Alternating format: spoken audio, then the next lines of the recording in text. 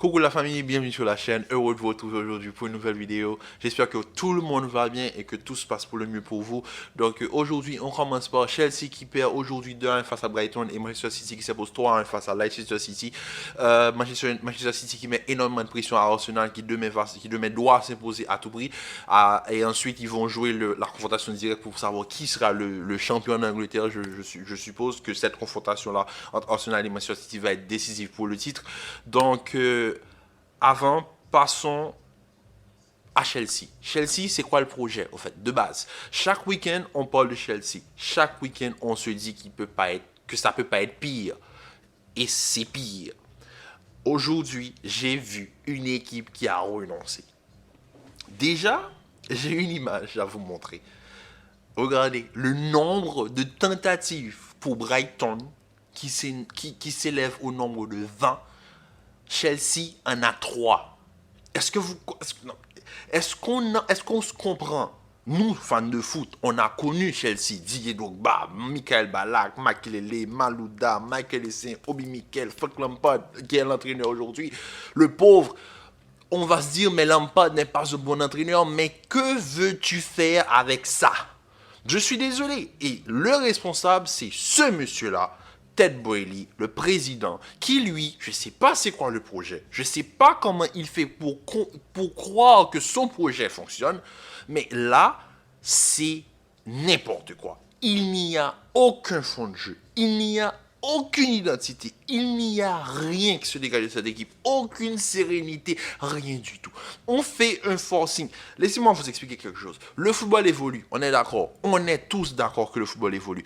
Il y a énormément d'équipes qui ont ce fameux système de 3 défenseurs, des pistons très offensifs, un milieu de terrain très compact et des attaquants très très méchants. On va dire très très méchant, à la Lewandowski, Karim Benzema, Vinicius, Erling Haaland qui aujourd'hui marque un doublé et est à 2 buts d'Alan Shearer. Donc quand même, il faut avoir un aspect on va dire une zone offensive très très très très méchante pour jouer avec ce système-là parce que tu perds énormément en défense. Mais là, je ne comprends pas. Chilwell, on sait que c'est un bon joueur. Reece James, on sait que c'est... Déjà, quand on prend le collectif de Chelsea, on se dit, cette équipe-là, c'est une équipe calibrée pour être championne. Mais le problème, c'est que quand on regarde les résultats, je suis désolé, Chelsea, en marquant ce but, ils ont égalé Erling Haaland en termes de buts sur une saison. Même pas une autre équipe de Première Ligue, ils ont égalé un joueur sur une saison. Une équipe qui a autant de profils offensifs, on va commencer par les citer. Wow Félix, Kai Havertz, Mudryk, Sterling, Aubameyang, Madueke, qui encore? Il y a l'autre là, l'attaquant qu'ils ont recruté à Southampton, Borja, il y a qui d'autre? Voilà, il y a tellement plus à faire avec ce collectif. Il y a tellement de potentiel, tellement de joueurs, Mason Mount, etc. Tout ça, ce sont des joueurs. Tout ça, ce sont des joueurs. Pulisic, j'avais oublié. Lui, je l'ai oublié. Même si aujourd'hui il a joué, catastrophique. Mais Chelsea, ils ont déjà, on va parler du match. Chelsea ouvre le score contre le cours du jeu.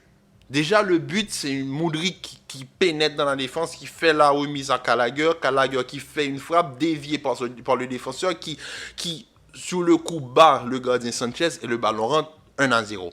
Mais ensuite, Chelsea, ils ont rien produit. Une contre-attaque a failli rentrer, la tête de Pulisic que Sanchez sort sur la ligne, mais il n'y a que ça. Il n'y a que ça. Je ne peux pas concevoir que cette équipe-là élimine Dortmund. Le Dortmund de Jude Bellingham, de Daniel Malen, de Emre Can. Mais je ne peux pas comprendre comment une équipe comme ça fait pour être encore en course pour l'Europe. Mais en Première Ligue, ils sont bas de tableau et c'est leur place. C'est leur place. Aujourd'hui, je vous le remontre, 20 tentatives pour Brighton, 3 pour Chelsea. Et là, on n'est même pas encore à l'heure de jeu. Donc, c'est juste pour vous dire, Brighton, ils sont venus manger Chelsea, littéralement. Déjà la semaine dernière, ils se sont fait voler un match. Aujourd'hui, ils sont venus avec la rage de vaincre. Welbeck sur un super but de la tête. Et ensuite, le petit Enkizo, si je me trompe de nom, je m'excuse. Enkizo qui met une frappe. Mais une frappe, Kepa ne peut rien faire. Mais déjà de base, quand on regarde le contenu, pourquoi Chelsea s'obstine à jouer avec ses 3 défenseurs? Moi, je suis désolé. Moi, j'ai fait un peu de pep, un peu de... Voilà, j'ai pris des notes parce qu'à chaque fois il y a des matchs, je prends des notes pour faire les vidéos. Là, j'ai fait une petite composition que je vais vous mettre à l'écran. Pourquoi Chelsea ne passe pas? Là, je suis en train de faire un mélange de Pep Guardiola et d'Ancelotti. Comme vous pouvez le voir, j'ai mis une formation de départ en 4-3-3. Pourquoi s'obstiner avec un système à 3 défenseurs qui ne fonctionne pas? Il y a tellement plus à faire avec cette équipe. Déjà de base, attendez, j'aimerais juste vous poser une question. Chelsea, c'est une équipe qui doit marquer des buts, c'est-à-dire qu'ils doivent gagner. Mais pour gagner, il faut marquer des buts. Comment se fait-il que dans ce collectif-là, tu possèdes un calibre du calibre d'Aubameyang, tu ne le fais pas jouer? Ensuite, tu dis qu'Aubameyang n'est pas bon. Mais Aubameyang, c'est un attaquant de volume. Un attaquant de volume a besoin de matchs pour être en confiance. Si le joueur n'enchaîne pas, et que tu l'exclus de la liste de la Ligue des Champions, tu lui fais pas, déjà tu lui mets pas en confiance parce que tu lui mets pas dans les conditions pour réussir dans le club. Tu préfères aller en Ligue des Champions 109, ok, ça c'est ton choix. Avec ce choix-là, tu arrives à sortir Dortmund, bravo pour toi. Mais maintenant, tu fais face au grand là. C'est au Real Madrid que tu fais face. Mais là, je me suis rendu compte que même en première ligue, il ne fait même pas partie des plans de Chelsea. Que ce soit Graham Potter, que ce soit Frank Lampard, Aubameyang n'est pas titulaire. Aubameyang, c'est un attaquant de volume. Un attaquant de volume est un attaquant qui a besoin de temps de jeu. C'est un attaquant qui sera productif sur la durée. C'est pour ça qu'on les appelle attaquants de volume. C'est pas des attaquants comme Erling Haaland qui peuvent faire 3 matchs sans jouer et dès qu'il rentre, il te plante un triplé. C'est pas comme ça. Aubameyang n'est pas comme ça. C'est un attaquant de volume. C'est un attaquant qui aime prendre la profondeur, qui a besoin de course, qui a besoin de se mettre en confiance, d'avoir des tentatives, d'avoir des occasions, d'essayer de les convertir, etc. De retenter sa chance dans différentes position, ça demande du temps de jeu. Si le joueur n'a pas de temps de jeu, tu le fais rentrer pour 15 minutes la dernière fois, il ne produit rien, ne critiquez pas le joueur, critiquez déjà les entraîneurs, critiquez déjà le staff, critiquez déjà le président, qui lui fourre son nez dans tout. Là, dans une interview, Samir Nasri a bien fait comprendre. À City, le sportif est dirigé par les gens qui sont doués pour ça. Et ensuite, le côté politique, discussion, communication, médias, il y a une division pour ça. On laisse faire l'entraîneur, on laisse faire le directeur du sport, le directeur sportif, en Angleterre, le manager, comme on les appelle. Mais là, à Chelsea, c'est du n'importe quoi. Le président fourre son nez dans tout. Ils prennent un entraîneur. Pour moi, je pense que Lampard, il a pris cette position parce que je pense qu'il voilà, un désespoir de sauver son équipe de cœur. Mais je suis désolé. Quand tu regardes cette équipe, il n'y a rien à faire. Donc moi, je ne vais pas rester sur Chelsea aujourd'hui. Je veux juste vous montrer la composition de départ. Et ensuite, on me dit, mais oui, etc. Comment ils vont faire pour attaquer si ça. Moi, j'ai adapté cette composition-là à une composition offensive. Tu peux commencer en 4-3-3, mais en cours de jeu, tu changes en 3-5, en 3-4-1-1. En 3-4-1-1, tu amènes une certaine stabilité au niveau du milieu de terrain. Parce que tu as un régime, mais tu as 3 défenseurs centraux de formation qui sont derrière, qui sont là pour couvrir. Okay? Tu as un régime qui peut monter. Tu as un Enzo ou un Kovacic, si tu veux, qui peut dézoner, aller s'occuper du côté en attendant les phases, surtout sur les phases offensives. Et ensuite, on peut gérer. C'est comme ça que Xavi fonctionne à Barcelone. Il y a 3 défenseurs centraux et Baldé. Baldé, quand il monte, il y a 3 défenseurs centraux qui sont là pour couvrir. Et sur le côté qui est presque devenu un faux latéral, c'est Rafinha qui descend énormément, récupère les ballons et enclenche les courses. Reece James peut le faire. Pourquoi ne pas jouer comme ça? Pourquoi s'obstiner avec un système à 3 défenseurs à tout prix? Les Thiago Silva, Fofana et j'en passe. Badiashile, un très bon jeune qui n'est même pas, lui aussi n'est pas dans la liste pour la Ligue des Champions. En tout cas. Donc ça c'était le sujet qui fâche. Maintenant passons à City qui aujourd'hui s'impose 3-1 face à Leicester. On va pas se mentir, en fin de match City s'est fait peur et c'est exactement ce que je n'aime pas avec ce Manchester City là. Ils peuvent avoir le plus beau football depuis longtemps. Ils peuvent être la meilleure équipe au monde. On va pas se mentir, en termes de football, c'est la meilleure équipe au monde. Ils ont ce petit moment dans les matchs où ils sortent du match, où ils sont plus concentrés, où il y a ces rotations non nécessaires que Pep fait en montant Sergio Gomez, etc. Et là, tu vois que l'équipe perd en intensité. Tu vois que Ruben Diaz, quand il sort Rodri, tu vois que Ruben Diaz est beaucoup plus exposé. Et à ce moment-là, Leicester, Iheanacho, il a fait mal. Il a fait mal. 3 reprises, il a failli égaliser. Il a déjà marqué. Il a le poteau où vraiment la passe est sublime. Il touche le poteau. C'est là. Et ensuite, il y a le penalty. Ah, je suis désolé. Il y a penalty tous les jours. Je suis désolé. La balle prend la direction des buts. Sergio Gomez, je sais que la main n'est pas volontaire, mais la balle, non, ça empêche. C'est volontaire ou pas, il y a main. Et je t'assure que si, je vous assure, ça arrive au Real, on siffle pour le Real. Ça arrive à City, on siffle pour City. Ça arrive au Barça, on siffle pour le Barça.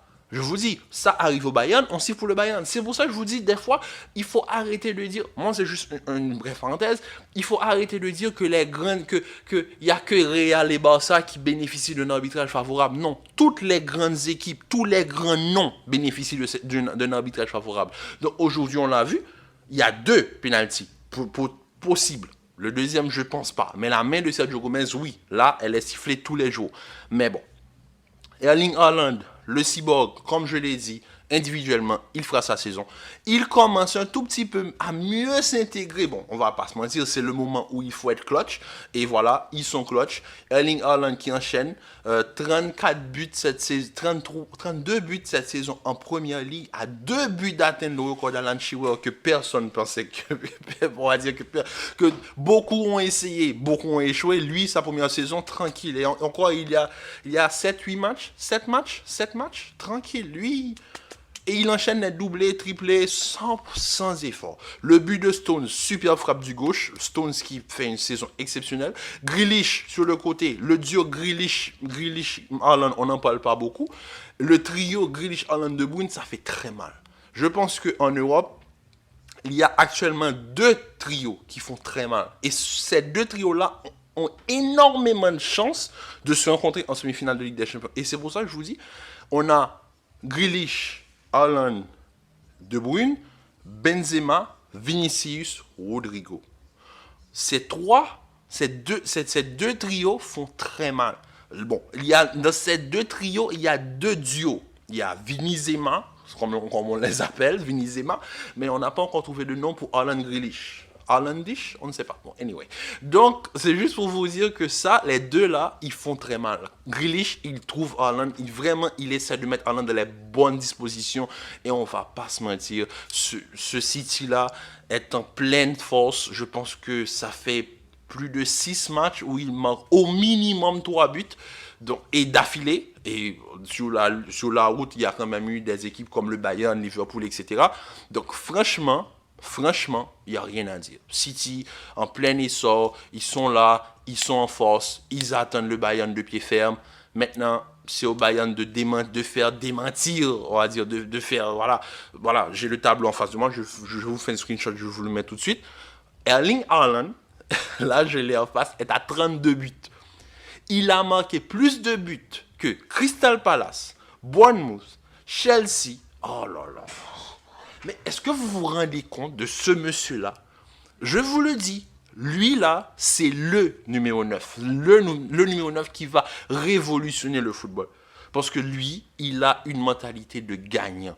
Et quand il rate, on peut le voir. Quand il rate une action et qu'il y a un moment de pause où la caméra est sur lui, on le voit, il va parler à De Bruyne. Il essaie de se dire, ouais, mais vous voyez comme s'il revient sur l'action qu'il vient de rater, il corrige, il se remet en question. Et des joueurs comme ça, il y en a énorme, il n'y en a pas beaucoup. Donc franchement, Erling Haaland, chapeau, il n'y a rien à dire. Moi, je le savais individuellement pendant qu'il allait faire sa saison. Mais là, il est en train de tout casser.